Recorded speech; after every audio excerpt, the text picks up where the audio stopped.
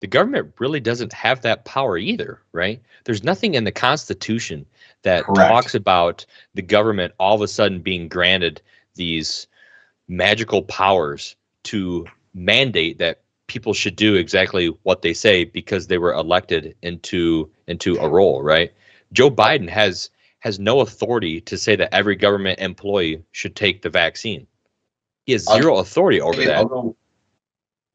I'll go one step further. And again, it's because history majors nowadays, U.S. history, you get a degree in history and you're not even required to take one U.S. history class. We have lost our way so much. It's the concept over and over again. You can't have arguments with people when they have literally zero reality of what's going on or how the country is founded or any history at all. You can't argue with someone who has no basis in reality. That's literally impossible. When you have smallpox, which people have heard a lot about smallpox a year and a half, go research whatever's left on the internet. Go research. I fortunately have a lot of the books from different founding eras, different founding fathers. I have numerous journals from them, things like that. The Federalist Papers are a great thing to read, and if you can get your hands on that about why they created the Constitution, the argument for the Constitution, and the smallpox.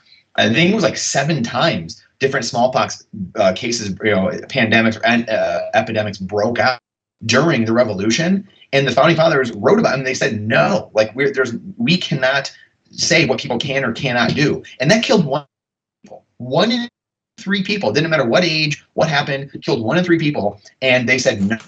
Like, we have no authority to tell people what they can or can't do to shut down life and shut down society, and yet here people are taking whatever facts they want and using to shape whatever narrative they want. And I think until you get to this point where we're all dealing with the same set of history or knowledge of facts, you're going to see this get worse and worse and worse, correlated with sound money, because that's why you have people in the streets rioting. They don't know why their food costs are rising. So it's this cataclysmic collision coming on full course of not knowing history, whether it's money, currency, politics. It just, when you don't have any basis in that, you're just grasping. You're like the drowning person in the water, grasping for air because you don't know why anything's going on around you. And that's what 90% of society, unfortunately, is dealing with right now. They have no idea why they're being lied to. They don't know they're being lied to. They don't know why their money is corrupted. They don't know why they can't afford.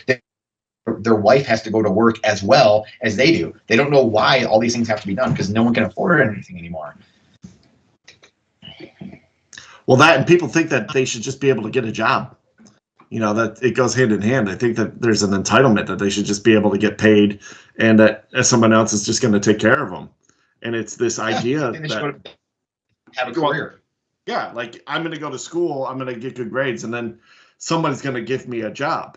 Well, this goes back to, so. And again, yeah, and this goes back to another thing too.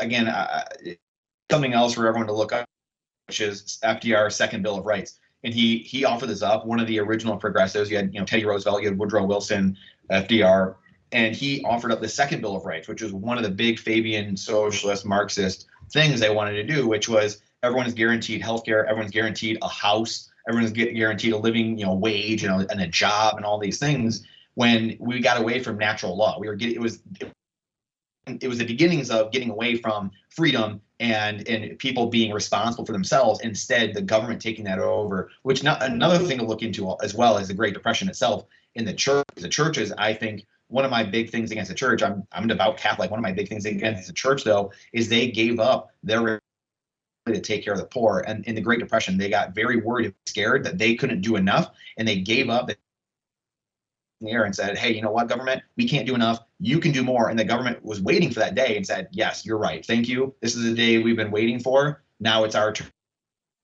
Ever since then, Federal Reserve and then the Great Depression, though 10, 20-year span, was game over. That was lights out. That was the foundation for what we're seeing 100 years later. So everyone wants to argue Trump and Biden, but yet the problem stemmed from 100 years ago.